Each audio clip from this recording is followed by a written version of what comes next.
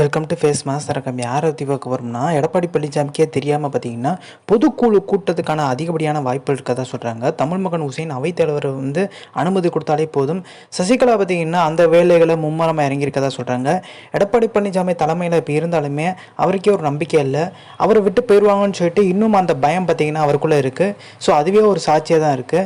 ஏன்னா எடப்பாடி பழனிசாமி காலகட்டத்தில் வந்தவங்க தான் பார்த்தீங்கன்னா நிறைய பேர் அவர் கூட இருக்க முன்னாள் அமைச்சர்கள் இருக்காங்க. இரண்டாம் கட்ட தலைவர்லாம் அவர் ரேஞ்சில் இருக்கவங்க தான்.